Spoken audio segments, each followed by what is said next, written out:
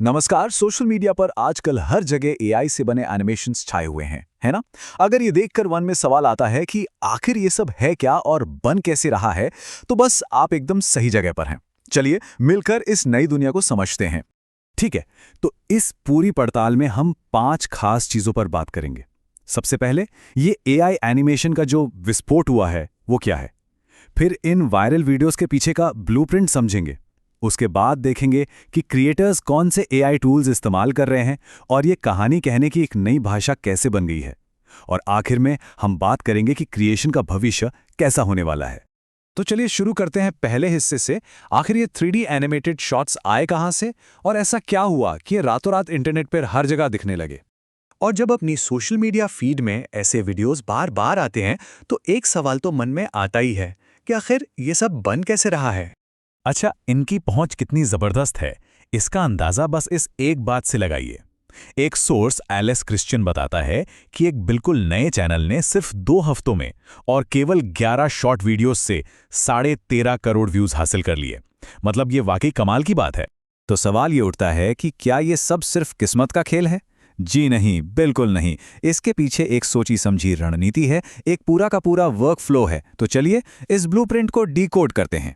देखिए, किसी भी वर्टिकल वीडियो का सबसे बड़ा, सबसे पहला नियम है 3 सेकंड रूल। सोशल कैट और जेडियर जैसे सोर्सेज भी यही कहते हैं। मतलब अगर वीडियो के पहले 3 सेकंड में ही देखने वाले का ध्यान नहीं खिंचा तो समझिए कि वो आगे बढ़ जाएगा। स्क्रॉल रुकना चाहिए बस। और दिलचस्प बात तो ये है कि इसके लिए कुछ आजमाए हुए फॉर्मूले भी मौजूद हैं। जैसा कि यहाँ दिख रहा है, सोशल कैट जैसे प्लेटफॉर्म्स बताते हैं कि कुछ खास तरह के टॉपिक्स हमेशा काम करते हैं। ये फॉर्मूले क्रिएटर्स को ऐसे आइडियाज बनाने में मदद करते हैं जिनसे लोग तुरंत कनेक्ट कर जाते हैं। तो इस सब का निचोड़ क्या है? निचोड़ है ये वर्कफ्लो। कई क्रिएटर्स के ट्यूटोरियल देखने के बाद ये 5 स्टेप का प्रोसेस सामने आता है, जो किसी भी आइडिया को एक जबरदस्त एनिमेशन में बदल देता है। ये एक पूरा सिस्टम है। अब बात करते हैं टूल्स की। इस वर्कफ्लो के हर स्टेप के लिए कौन से खास एआई टूल्स इस्तेमाल हो रहे हैं, चलिए देखते हैं। और यहीं पर एक बहुत जरूरी सीक्रेट छिपा है जो अनुभवी क्रिएटर्स बताते हैं। वो कहते हैं कि सीधे टेक्स्ट से वीडियो बनाने के जाल में नहीं फंसना चाहिए। प्रो तरीका यह है कि पहले एक परफेक्ट इमेज बनाई जाए और फिर उसे एनिमेट किया जाए। ये न सिर्फ ज्यादा किफायती है, बल्कि इससे कैरेक्टर और सीन पर कंट्रोल भी कहीं बेहतर मिलता है। तो ये रहे वो कुछ खास टूल्स जो इस पूरे वर्कफ्लो को मुमकिन बनाते हैं। स्क्रिप्ट लिखने के लिए ChatGPT, कैरेक्टर और इमेज बनाने के लिए OpenArt या Midjourney, फिर उस इमेज को एनिमेट करने के लिए Kling या Grok जैसे टूल्स, और आखिर में वॉइस ओवर और एडिटिंग के लिए 11 Labs और CapCut। ये है आज के क्रिएटर का डिजिटल टूल बॉक्स। ठीक है, तो हमने ये तो समझ लिया कि ये वीडियो कैसे बनते हैं, पर अब असली सवाल ये है कि ये इतने कामयाब क्यों हैं? इसके पीछे की साइकोलॉजी क्या है? चलिए अब इसे समझते हैं। JETIR का एक रिसर्च पेपर इसे सिर्फ एक ट्रेंड नहीं बल्कि एक वर्टिकल क्रांति कहता है।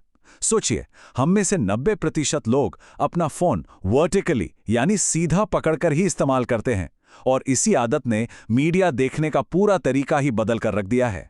इसे ऐसे भी समझ सकते हैं, सिनेमा का चौड़ा पर्दा एक तमाशे जैसा है जिसे हम दूर से देखते हैं, लेकिन हमारा फोन अपनी लंबी स्क्रीन के साथ एक पोर्टल की तरह काम करता है।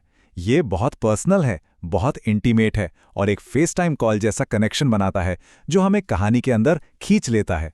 और बात सिर्फ विजुअल्स की नहीं है, आवाज भी उतनी ही जरूरी है। इन वीडियोस में अक्सर क्लोज माइक रिकॉर्डिंग टेक्निक का इस्तेमाल होता है।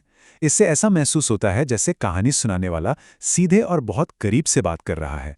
इसी को ऑडियो इंटीमेसी या ऑडियो की आत्मीयता कहते हैं, और ये एक बहुत मजबूत इमोशनल कनेक्शन बनाती है। तो इन सब बातों का बड़ा मतलब क्या निकलता है? ये टेक्नोलॉजी हमें किस भविष्य की तरफ ले जा रही है? चलिए आखिरी हिस्से में इसी पर एक नजर डालते हैं। ये एक कोट जो JETR के पेपर से है, पूरी बात को बहुत अच्छे से समझाता है।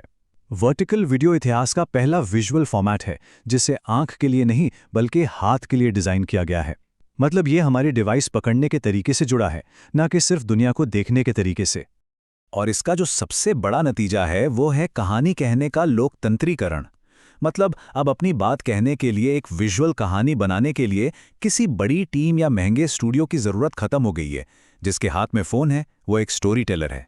तो आखिर में ये सवाल सोचने पर मजबूर करता है कि अगर अब कोई भी कहानीकार बन सकता है, तो आने वाले समय में हमें कैसी कैसी और कौन-कौन सी कहानियां देखने और सुनने को मिलेंगी। रचनात्मकता का भविष्य शायद अब हर किसी के हाथ